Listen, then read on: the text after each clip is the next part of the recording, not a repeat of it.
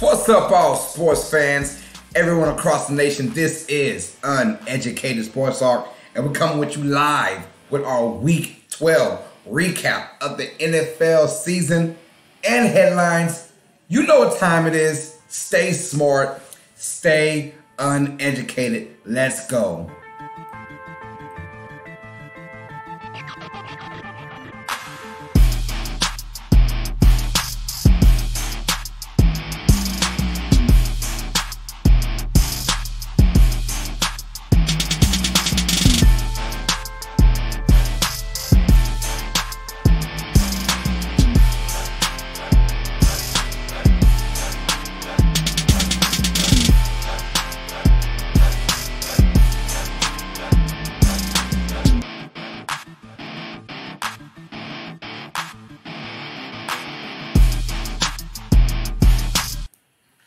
Welcome all sports fans, everyone across the nation. This is Uneducated Sports Talk. I'm your host, Carlos Clayton. I'm here with the lovely Miss PJ once again in the building. We're doing our Week 12 recap of the NFL season, y'all. First of all, thank y'all for the love and the support, man. If you're new to this channel, hit the like button. Hit that thumbs up. It means a lot to your boy. Also, if you are new to the channel, and you want to, be down with the crew, UST Nation, hit that subscribe button.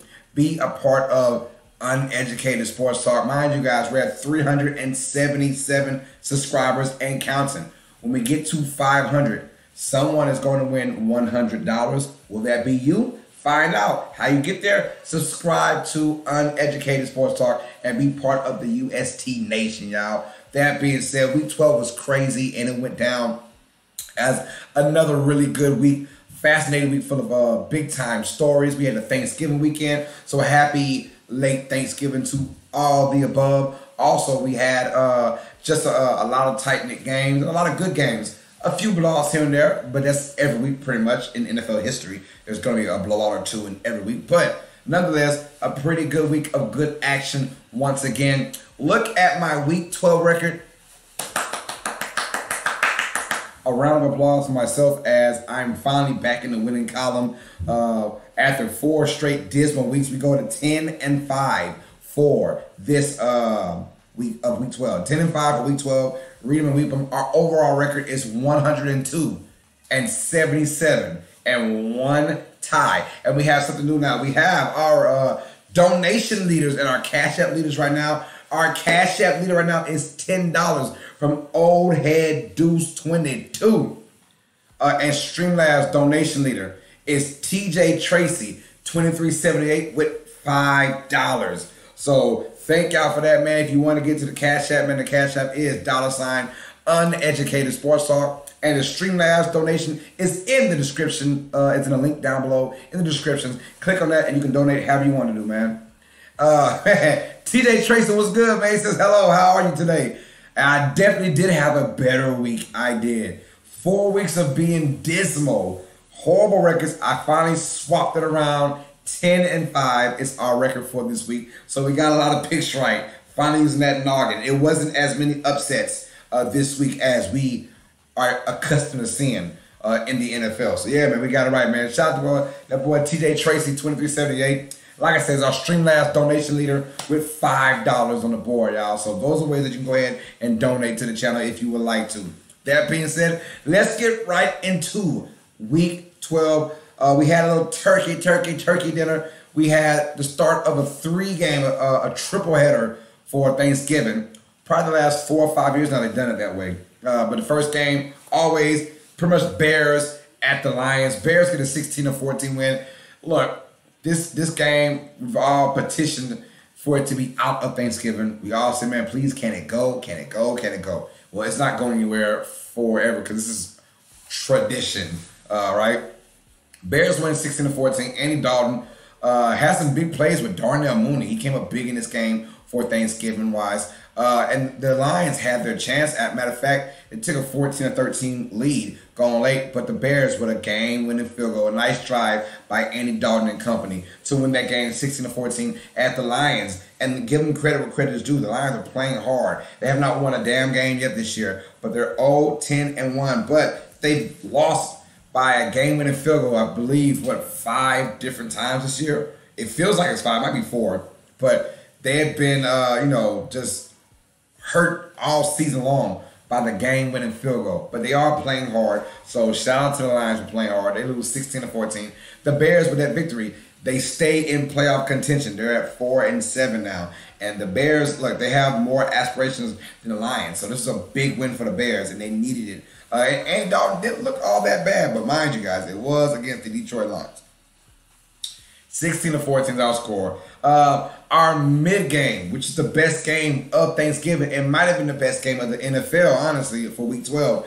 The Las Vegas Raiders at the Dallas Cowboys. This game went into overtime. It had everything that we wanted, man. A lot of offense going on, man. And Teddy Trey said the 2 timeouts in a row was so stupid for the Lions. Yeah, man. That fourth quarter malfunction for the Lions is the reason why their record is what it is. The record is what it is. 0-10-1. The Raiders beat the Cowboys 36-33 in overtime. Dallas came to this game with no Amari Cooper, no CeeDee Lamb. Amari Cooper has no COVID, and CeeDee Lamb concussion that he suffered in that previous Sunday game. So he was going to be out. We knew that going in. The Raiders, they were without Waller for about almost the 2 quarters, the second half. They were out without Waller. But Hunter Renfrow with 134 yards receiving. This guy here every day is doing something better and better. Hunter Renfrow, I like him as not a star receiver, but a reliable receiver. Derek Carr, Hunter Renfrow was dialing all game. And Jacobs, he got timely runs as well. But Derek Carr, everything's on his shoulders. And what I mean is, when Derek Carr throws for 300 yards or more, the Raiders are now 6-0. When he throws for 299 or less, they lost every game. See how that goes? So it's on Derek Carr. He's got to be that playmaker on offense. And this week he showed it. He showcased it. Defense for Dallas, which is pretty good. Micah Parsons, by the way, another couple sacks for him. He's going to be Defensive Rookie of the Year. So he is a stud at the DN spot or the outside linebacker spot, however they want to play him at 3-4 or 4-3 technique. But he is a beast off the edge, and he made Carr sweat a few times. Look, both teams had chances in overtime, and the Cowboys got the ball first, and you figured, man, okay, Cowboys going down, they're going to score this because they hit the game-tying field goal to go into overtime. So you figure, okay, yeah, Cowboys, they had the ball in overtime. No, they go 3 and out.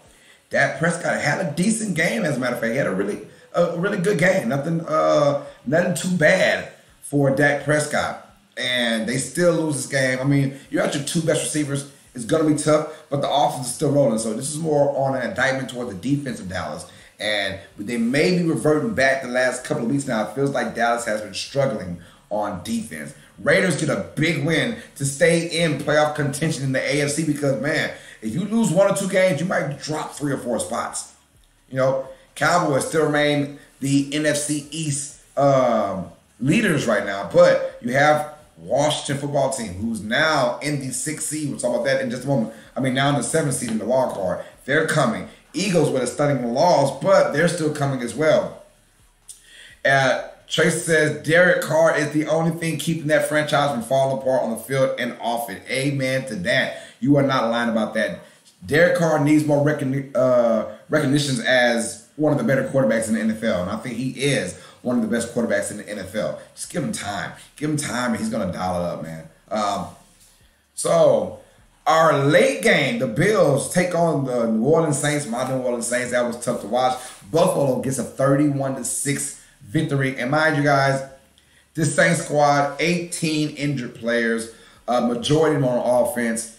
Offense is pretty much a college offense right now. Basically, it's a glorified college team. They will be a really damn good college team. But no Alvin Kamara, no Mark Ingram, none of the quarterbacks. You got Trevor Siemian, but they have no O-linemen. All their lines out. Couple wide receivers gone too. I mean, it's just bad, man. It's just bad for the Saints. And there's nothing that they can do about it. The Bills did what they had to do. Mind you guys, the same Bills squad that lost to the Jaguars a few weeks ago. So you were worried about their mentality. Well, worry no more. The Bills came in there and sort of dominated in New Orleans. Drew Brees was back. He had to say his last goodbyes to New Orleans, and he was also commentating the game as well. But the Saints, that didn't do nothing for them. Got their ass kicked 31-6, and Buffalo now with that win, they stay in pace with the New England Patriots, who are your division leaders right now in the AFC East. They have a big Monday Night Football matchup coming up this Monday, so I cannot wait for that game. And the Saints, they are now out of the playoffs right now. They go from, I believe, 7th seed to like 9th seed now, or 10th seed, something like that. So, tough day at the office for the Saints, but good news is Alvin Kamara is coming back this Thursday, and we have Taysom Hill is going to be the starting quarterback for pretty much the rest of the season for the New Orleans Saints. So, kind of good news for the Saints come back, because there's a big matchup on Thursday Night Football against the Dallas Cowboys in a few days. All right. So Bills going to win over that. And we had got the Bears right. We had got the Cowboys pick wrong. And we had the Bills right. All right. So next one that we got right, the Cincinnati Bengals taking on the Pittsburgh Steelers, this AFC North matchup. And shout out to that boy Braden Cooper, who's a huge Bengals fan. Once again, I asked him, what would be the score? Let me know. He said 43-13. I said, you know what? That sounds about right. I don't know why, but it sounds right. I said, I'm going to put it. And so I put 43-13 as my pick, as my prediction for the score. And we were so close. 41-10. The Bengals with a rout over the Pittsburgh Steelers. They have now swept the series.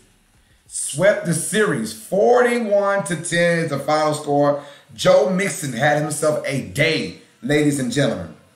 165 yards rushing, couple of touchdowns, just doing it big for Cincinnati. Joe Burrow, cool commentator in the pocket in this game, but it's more about the Steelers. And we talked about this on our last show, the last live we had, which, by the way, shout out to everyone on that last live that has 140 plus views now, and we had 21 likes on that. So shout out to everyone that was a part of that show yesterday, Seattle versus Washington football team. We'll talk about them in just a moment. But yeah, we got that. We got this. So shout out to that live yesterday. So TJ says, good. Need your Saints to beat Dallas. I really hope so, man. I'm hoping we can help your Eagles out, man. He said Cooper nearly got that spot on. He sure did. Braden was so close to getting that, man. Like 41-10, and he said 43-13. Even if he was joking, I mean, you don't joke and get that right, you know, or get that close. But yeah, the Steelers, we talked about the Steelers and their lack of having a QB to come back for Ben Roethlisberger. Just in case he gets hurt, or are you grooming someone and they have not groomed anyone, it feels like in forever. We all know that Mason Rudolph was not going to be the direct answer for the Pittsburgh Steelers, whether you like it or not. So we don't know where they're actually going, the Steelers are, but I do know that Big Ben and their offense will always keep them down. It was funny because just last week, they put 41. I mean, they put up 37, against the Chargers. So you're like, okay, here we go, yeah. Here comes the Steelers, right? Put up 37. Well, they showed the true colors in this game by scoring only 10 points. And the Bengals are now swept the series and looking good. I like Cincinnati now. I've been liking Cincinnati. They had a little 2 or 3 game losing streak, but I think that their ceiling is very high. Very high. Next game on the docket, because we got the Bengals right. We also got the Dolphins right, beating the Carolina Panthers. And I love the Dolphins defense right now. I love it. They win 33-10. And you can say what you want. I mean, because I have my issues with Cam Newton being the starting quarterback for the Carolina Panthers. I really do. I have my issues with him. But I had no issues with the Dolphins' defense. And that's why I picked the Dolphins to win this game, because I figured, man, Cam just isn't there yet with the playbook, with the plays, with the camaraderie of his squad right now. And the Dolphins feasting on any type of quarterback so far in the last 5 weeks or so. Dolphins win this one 33-10 thanks to a couple of interceptions of Cam Newton and just timely red zone plays by Tua Tagovailoa. I mean, they had it all in this game. Great defense, taking advantage of short fields, and that is how they won this game. And I think the Dolphins now, that's what? Is that 3 in a row or 4 in a row by Miami? Whether or not it is 3 or 4, this team is coming and they look for real. I like their defense intensity, and I like that they bring it every single day. Says Steelers do have Dwayne Haskins. He could take over Big Ben. He could, but he's got to get mature ASAP, man. This dude, hopefully all his antics on and off the field, hopefully he stop, man. I think that he is built to be a really good quarterback, but can he do it? I'm not quite sure. I am not quite sure. I know the reason why they got Dwayne Haskins in the offseason. He said also, please skip the next game. We cannot skip it, man. If I had to talk about my Saints only scoring 6 points, we're going to talk about your Eagles only scoring 7 points, man. So, that being said, the Dolphins, we got that one right. The Dolphins win 33-10 over Carolina Panthers team that is struggling now. And also, word, Christian McCaffrey is out for the rest of the season with an ankle injury. So, that lets me know the Carolina Panthers might be going down. Might be going down. Not a good look. Cam says, I'm back on the bench, though. On the bench. So that is how I feel about that. Hey, our next game on the docket, a game that I actually lost. We had the Eagles beating the Giants. That did not happen. The Giants didn't beat the Eagles in this game. They did not. The Eagles beat the Eagles in this game. I have never seen, well, I have seen, but I watched a lot of this game on the NFL Red Zone, and Jalen Hurts and their offense were kicking themselves in the ass. They didn't get going to the second half. Mind you guys, they have spent the majority of the last 4 or 5 weeks running the hell out the football. And I mean running on top of running that football. In that first half, they did not run that ball. They were going with Jalen Hurts throwing the football, and I think that's not the option. The option is you get the running game going first, then you get Jalen Hurts on play action, or Jalen Hurts when the team is thinking, oh, they might run the ball. Now you have Hurts going back there to throw the football. Surprise elements of some sorts. It did not happen in this game. They waited till the second half to start running. Because if you see the box score, I mean, over 100 and I believe 50 yards rushing for the Eagles. So they had a great running game, but majority came in the second half when they finally started running the football, because the Giants, look, I don't know how the Giants won this game. Their offense was atrocious. Daniel Jones didn't play well. The defense of the Eagles played absolutely freaking good. And the Giants literally got like one yard touchdown pass to a tight end to get their only touchdown. They went 13-7, and this is the one, the Eagles, if they don't make the playoffs, they'll be looking back at this game saying, man, we really messed up. This is the game to have. It was too easy. It was too easy. And we lost it. They didn't beat us. We beat ourselves. And I can really truly say the Eagles beat themselves in this game. But if you're a Giants fan, don't care. A win is a win. You take it how you take it, man. So we got that one wrong in this one. Giants win 13-7. Maybe with a healthy Saquon Barkley now and some more pieces come back for the Giants, they might have a decent squad coming up in the next game or two. But playoffs, hell no. They ain't happening for the Giants. Stop that. All right, our next game.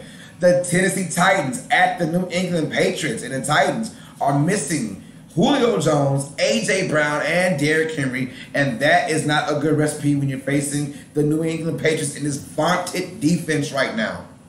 New England has been just balling on all sorts of levels right now. They beat down the Titans 36-13. Mind you, the last time they played, they won 25-0. Last time before that, I forgot what the score was, but the Patriots defense has been balling all freaking year. And now the Mac Jones in the office, they're just getting better and better and better and better. And that is something scary. I said this about 4 weeks ago. If you face the Patriots, you better bring your lunch, you better bring your pail, bring your hard hat, because this is going to be a rough game. And the Patriots, they feel like that team that's going to go ahead and do some damage in the playoffs. So, it's tough to see the Patriots rebound once again. But hey, they're back, and not Cam Newton style. Patriots win 36-13 thanks to their vaunted defense over the Titans, who just couldn't get nothing going on. And, how could they do? Out a lot of key guys. And Ryan Tannehill, to me, is just a mediocre quarterback. And we have the New England Patriots. Matt Jones, he's playing his role superbly right now. So he's not doing anything extra, not doing anything. He's doing what he is told to do, and he's very accurate right now and making great decisions. Mac Jones is. They win 36-13, just eating up the Titans, bro. All right, next game on the docket. Let's go. We have the Atlanta Falcons taking on the Jacksonville Jaguars, and we got this one wrong.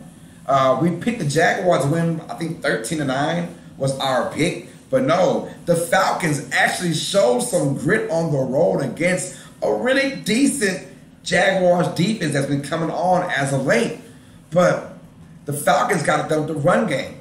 Cordell Patterson, over 100 yards rushing, and he was eating the Jaguars up for 2 scores in this game. Shout out to Cordell Patterson, who's now found his niche in the NFL on his team. So it is a shame, TJ Trace says, that the Titans season has been derailed due to injury. Yes, it has been. Julio should come back pretty soon, I'm thinking. But I know that A.J. Brown is out for another 2 weeks. And I know that Derrick Henry might not come back until the playoffs, if they can get to the playoffs. We'll find out, though. But Falcons win 21-14. Big time win over the Jacksonville Jaguars. Yes, it is the Jaguars. But this Jaguar squad is the same squad that beat the Bills.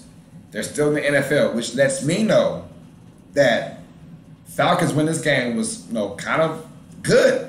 They go to 5-6 now, and Falcons are just a game of, they're tied for the 7th seed.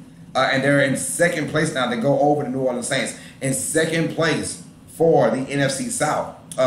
3 games away from the Buccaneers. I'm not saying they're going to pass the Buccaneers, because they're not. But this Falcons squad, they show grit, running game, tenacity, something they haven't shown all season. And they got it done, 21-14. Trevor Lawrence, not a great game for him. They had a chance to win this game. They had a chance, but came up short at the end. And it feels like the Jaguars are always having chances toward the end to either tie or take the lead of a game. And they come up short every single time. 21-14, Falcons win this one. Stick with the NFC South, which might have been the game of the week on paper, in my opinion. The Tampa Bay Buccaneers taking on the Indianapolis Colts. And we picked the Bucs to win this game. But I did say it could go either or 50-50-50, And for the longest, it felt like the Colts were in somewhat control of this game. At one point, having, I think, a 10-point lead over the Buccaneers. But give credit where credit is due to the Bucs. They're known for the passing. But Leonard Fournette, over 100 yards rushing and 4 touchdowns, 3 running and 1 receiving. Leonard Fournette is that guy for the Tampa Bay Buccaneers. They win 38-31. And they shut down Taylor. Taylor did come on late. Brandy Lewis, what's up, girl? She says late, but made it. Hey, better late than never, man. Better late than never. How you doing, Brandy? Thank you for the love, sweetie. Thank you for the love. The Bucs win 38-31 thanks to their running attack, because their offense, their passing wasn't going at all. The passing was tough. They couldn't get things going, so they relied on their running game. And the Colts, who are usually decent in the running game, but I think they did so much, put in so much effort to stopping the pass that Leonard Fournette and Ronald Jones had a lot of long runs in this game. So that's how it went down for the Bucs. A tough loss for the Colts, because we know that Tennessee is struggling, but they already lost both of their AFC South matchups to the Titans. So what they got to do now is win while the Titans are on a free fall. So you can't lose these type of games when you have a 10-point lead. So Bucs went 38-31, and they remain on top of the NFC. And it feels like the Bucs and the Packers, they're the only two teams where I know, like, okay, these two teams are going to make the playoffs, and they're going to be successful. Like, the AFC is so clustered. It's so messed up right now that I just can't pinpoint a team in the AFC or the NFC except for the Bucs and the Packers. They feel like the only two teams that somewhat have an identity, but still, even those two teams don't really have a big identity, but they have somewhat of something, you know. So Bucs win 38-31, big win. The Colts now go to 6-6. That was a big loss. They could have been 7-5 and just literally like a game and a half away from the Titans. Now they're like a full 2 games back of Tennessee. All right, but we did get that one right, though. That was a 50-50, and we moved the Bucs. We said, you know, Bucs might win this one close, and it was a close game and a damn good game. Jonathan Taylor only had 1 touchdown. He came on late, but he didn't get his 100 yards rushing, you know, whatever. He didn't get none of that. All right, next game, the New York Jets at the Houston Texans, and we call this our boo-boo game of the week, our boo-boo game of the week. The New York Jets beat the Houston Texans by a score of 21-14. Do I really want to talk about this game? I guess so, because I am NFL analyst. You don't want to talk about it? All right, we're not going to talk about it. All right, Peter says move on. Yeah, Jets win 21-14. Tyrod Taylor had an okay game, but the Jets defense did good, looked good. Red zone touchdown. Zach Wilson came in, played decent, yada, yada, yada. All right, Jets win. We got that one wrong. The Texans, hey, blame PJ. She said pass it up. Sorry, Jets fans. Sorry, Texas fans, but it was just ugh. All right, going to our afternoon games, our mid games, our afternoon slash what you want to call it? Well, afternoon if you're in Central Time. If you're on the West Coast, it's pretty much the noon games. But yeah, the Denver Broncos get a big victory over the Los Angeles Chargers by a score of 28-13. And we got this one right, y'all. I did say LA going into Denver, the Chargers, going into Bronco County. I figured it would have a tough time scoring. And they did have a tough time scoring, only scoring 13 points. Broncos win 28-13 thanks to Teddy Two Gloves. I call him Teddy Two Gloves.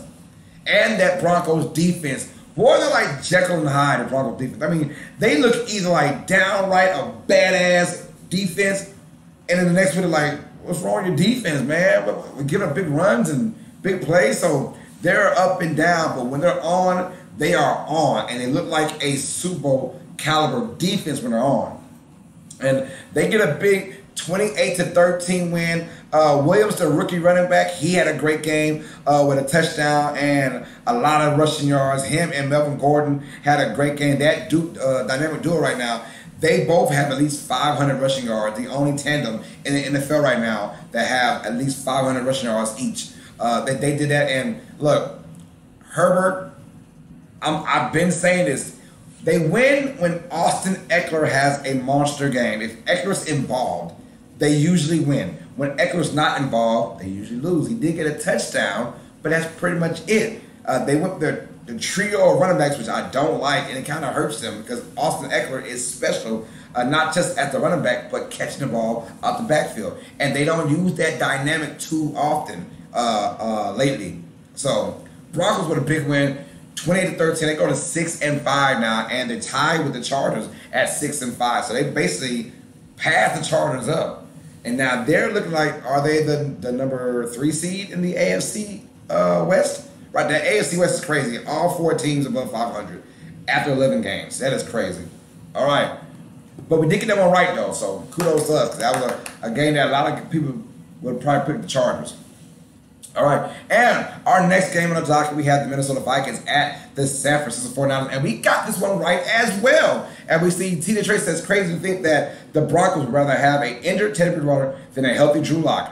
Amen to that. I would too. I think Vic Fangio, his best decision was starting Teddy Bridgewater when the whole entire fan base wanted Drew Lock. And I was like, no, you start, because he's thinking about his future, feeding his family. And how you feed his family is by staying head coach, because if they have a bad season, Vic Fangio will be fired. So he said, how do I salvage my season? I get a really good mid-tier quarterback in Teddy who will not make the mistakes that Drew Lock will make. He said, look, if it all fails, fire me, and at least I went with my gut. So I respect that by Vic Fangio, by starting Teddy Bridgewater while he was injured as well. And Teddy came back limping in there and said, let's get it, y'all. So shout out to the Broncos, y'all, and Vic Fangio for making those moves. The 49ers beat the Vikings 34-26. We got this one right as well. After the Vikings had that big victory over the Green Bay Packers, I know a lot of fans are saying, well, here comes Minnesota. And I'm like, no. Minnesota, they are just the weirdest team ever now. This is week 11. They are 5-6, right? Week 12. They played 11 games. They're 5-6.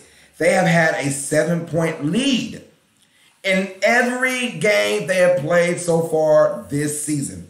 They've had a 7-point lead or more in every game they have played this season. I kid you not. One more time. In 11 games, they're 5-6. The Vikings have had a 7-point lead or more in every game, which means they have lost 6 leads, which means I don't know what to expect from this team. And now Dalvin Cook is out for the rest of the regular season. If they make the playoffs, he might be back for the playoffs. He has a torn pectoral injury, so he is out for a long time. So it's sad news by Minnesota. But the 49ers took advantage. Deebo Samuel as the running back, Elijah Mitchell as the running back. That dynamic duo went nasty. Yes, I said Deebo Samuel at running back, who seems to be getting better at running back well, I lied. He's a really good receiver too. So he's a great athletic football player is Deebo Samuel. Brandon Lewis says Cook got held to 39 yards. Yes, ma'am. He got injured in the game, so he's out for at least the regular season, which is sad to see because there's a lot of running backs now in this particular year who have been hurt. So we'll see what's going on with this squad. But the 49ers win 34-26 thanks to Garoppolo's timely passing. And that's been the 49ers' forte for a few years now. Run until you can't run anymore. Then you use Garoppolo on like second and short, that kind of second and short, third and short. Something like that, second and mediocre, third and short, you use Garoppolo. But they will run majority of the time on first and 10. So we'll see. But yeah, 34-26 to score. Brandon says, not sure Cousins can drop back 50 times a game. He cannot drop back. Hold on, y'all. No, he did not. I can't do it now. I'm saying he like 10 minutes. All right, yes, he said, not sure Cousins can drop back 50 times a game. You're right about that. He cannot. No quarterback can do that on a consistent basis. And T.J. Trace says, so the Vikings are the new Falcons with all the blown leads. It feels like they are. Man. Like, what are you guys doing? Finding new ways to lose. It feels like the Chargers of old. But yeah, shout out to 49ers in that running game. They don't get Garoppolo too much involved. 34-26 the final score. 49ers get a big victory over Minnesota. And these are two teams that are looking for playoff type of atmospheres. So we'll see. I mean, Vikings might be the best 5-6 squad in the NFL. 49ers might be the best 5-6 squad in the NFL. I don't know, but I do know this. The 49ers beat the Vikings, and they're right now in the wild card, I believe. 49ers are in the wild card. Them and the Washington football team. We'll get to them in just a moment, y'all. All right, our next game on the docket.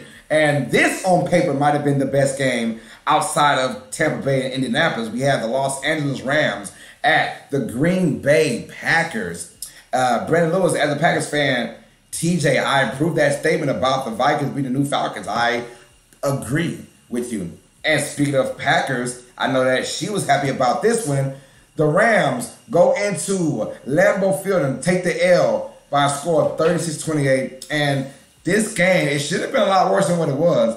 Call it what it is. I mean, if there wasn't for those two big bombs by Matthew Stafford from Stafford to Van Jefferson and Stafford to OBJ, Odell Beckham Jr., this game might have been somewhat of a blowout. But the Packers win 36-28 thanks to great balance by Green Bay.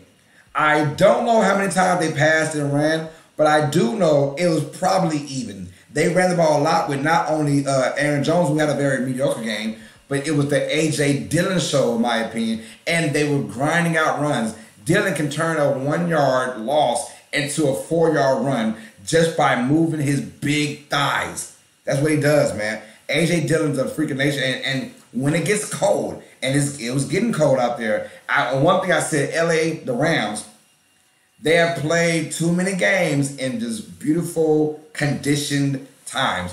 Too many games this year. Beautiful conditions. And now, it's like when we get to December and we get to, if they made the playoffs, we get to December, can they go ahead and win on the road outside where it's cold? I'm not saying, saying no, but I damn sure ain't saying yes. I tell you that. And right now, I feel like the Rams maybe cannot do that. And the injury to Robert Woods was tough for them. OBJ had that one touchdown, and kudos to him for getting that touchdown. But that is the only way he is ever getting a touchdown on this squad. The Packers came in there playing great defense. They picked off Matt Stafford for a pick six, got a few interceptions on him, got a big hit, a strip sack fumble, and recovery by the Packers. So they were on Matt Stafford. So this was a game for the Packers, had to win, and I enjoyed every second of it. The Packers squad, just like the Bucs squad, are the only two teams in the NFL I feel remotely confident about. Brandon says Randall Cobb had a throwback game. He did. A throwback to 2014, 2015, something like that. He had a great game for Randall Cobb. I believe it was 2 touchdowns for Randall Cobb in that game. But now you still like, okay, that 6th-round pick might have been worth it for Randall Cobb. As the Packers win 36-28. It was a lot bigger than what the score shows. They dominated most of this game. But like I said, 2 big plays by the Rams. And they had that potential to always stay in games because of the big play. So they win 36-28. Our next game on the docket, we have Sunday Night Football, the Cleveland Browns at the Baltimore Ravens. And this game was sloppy, and that's not even being funny. This game was sloppy, y'all. Lamar Jackson threw almost 4 interceptions in this game. Baker Mayfield just couldn't get things going. Nick Chubb was stopped. Now, good defense on both squads. And both these teams have good defenses, but you figured there'll be a lot more running. And Lamar Jackson, I don't know what's going on, but I don't ever want to say the NFL has figured him out. I'm not going to say that. But he's got to come with some new tricks up his sleeves. He's got to. He has got to, because things aren't working out so far the last about month and a half for the Ravens on offense. Not the big explosion that we've seen 2 years ago from Lamar Jackson. We saw he had a down season last year, but they did make the playoffs. And the Ravens right now, with this win, they are still the #1 seed in the AFC. But I am not confident at all about any team in the AFC outside of the Patriots. I feel very confident in the Patriots making it to the playoffs. Everybody else, I'm kind of like scratching my head because the Patriots bring a really damn good defense, and they are clicking on really good cylinders on offense, right? The Ravens aren't clicking on offense. They have a nice defense, not a dominating defense, a nice defense, but they aren't clicking on offense. That scares me. And the Browns, they go to 6-6, and they might just be the best 6-6 team, but they're hitting the injury bug as well, as Conklin, their best tackle, he is out for I don't know how long, but he is out. And now that run game that was so good in this particular game, Nick Chubb's only 39 yards rushing. That is definitely not Nick Chubb-like. Ravens get a 16-10 victory over the Cleveland Browns, and they remain first place in the AFC. Browns are out the playoffs as we speak right now, but like I said, this season is still long. There's still 5 games or 6 games to go, depending on if you got a bye week or not. So we'll see. Said Brandon Lewis says Browns need the #1 wide receiver. They do. It is not Jarvis Landry, who seems to drive me wild every game now. And Tita says a healthy quarterback. That too, yeah. Baker Mayfield is still injured. You're right about that. All right, in our finale our Monday night football contest. We have the Washington football team at home against the Seattle Seahawks. And we had got that one wrong. Mind you guys, we had got the Broncos right, we got the 49ers right, the Packers right, and the Ravens right. So we did a great job, y'all. Pat on the back for me and for the homegirl PJ. We also, but we didn't get this game right. We lost. We picked the Seahawks to beat the Washington football team. I thought Seattle might have been their coming out party, and it was not. Washington football team wins 17-15. This game was weird. Russell Wilson obviously is clearly still not effective with that surgery he had for the finger. He was inaccurate a lot in this game, more than normal. I mean, he had about 4 plays where they were just nowhere near his target, and that is very unlike Russell Wilson. Now, Taylor Heineke, I do like Taylor Heineke. I like his spirit. I like his sort of craziness as a quarterback, defying the odds. I like him. And we talked about this yesterday. Matter of fact, if you haven't watched this game, watch it on rebroadcast on this live, man. I'm telling you right now, first of all, we had 140 plus views for Monday Night Football. So thank y'all for that. And we had over 20 likes. So that was big time as well, man. And we had got a few more subscribers through that as well. So that was a great day altogether. So the Ravens had 4 interceptions and still won. Crazy. Yep, today's NFL is just crazy. That's because the Browns played just as bad. But yeah, so we had the live yesterday, Monday Night Football, for Washington versus Seattle. And it was a great live stream that we had. Some new faces came in, said was up, and I enjoyed it. But Washington wins 17-15, and they got us by great running from Antonio Gibson and the time of possession.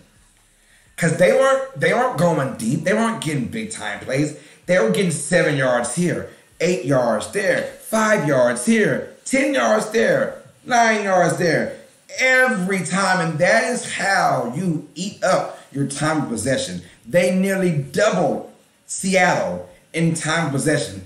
With all that being said, Washington almost still lost this game. I mean, so many crazy antics toward the end. Seattle wound up scoring late to make it 17-15, but they could not get the 2-point conversion. They go with the onside kick, and they recover it, but there was an illegal formation, had to redo it again, and Washington almost let it be recovered by Seattle again, but it bounced, a crazy bounce to Washington, and they got it, man.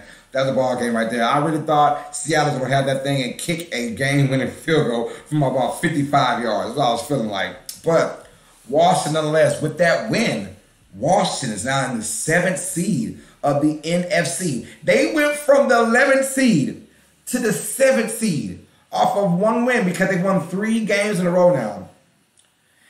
TJ Trey says this year is definitely the last year of the Russ and Carroll era. It might just be. And I'm going to go ahead and say Pete Carroll is going to leave before Russell Wilson. They will be crazy. Seahawks will be crazy to let Russell Wilson go. Like, I'm paying all type of money to keep Russell Wilson. But Pete Carroll, like I said, Pete Carroll's almost 100 years old. He can go. He can go. But a big win by Washington, 17-15 on Monday Night Football. So the Seahawks, the era of Seattle might just be done.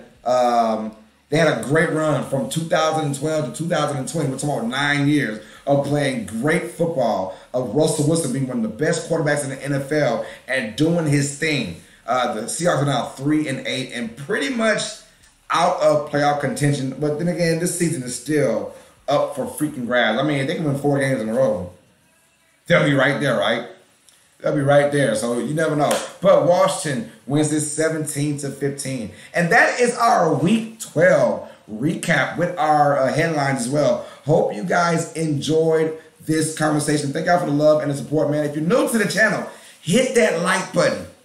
If you're new to the channel, hit that like button, that thumbs up for your boy, man. What are you waiting for? Also, if you love what you see, hit the subscribe button, y'all. Hit that subscribe button and be part of Uneducated Sports Talk. Be a part of UST Nation, y'all, where we are trying, and we will be, the best damn live stream of sports commentary on YouTube, y'all. So let's get it, man. What a great atmosphere we had. I appreciate it, man. Hit that subscribe button. Also, like I said, we're doing I'll be back on here at 9 o'clock, so about an hour and 15 minutes. I'll be back. We're doing our NBA live commentary and play-by-play reaction of the Golden State Warriors versus the Phoenix Suns. So I'll be back on here in about an hour and 15 minutes at 9 o'clock p.m. Central Time. So if you guys want to check out some great NBA action, holler at your boy and come on to this channel to check out my stream for the Golden State Warriors versus the Phoenix Suns, the two best teams in the Western Conference right now. It's going to be a great matchup. I cannot wait, y'all.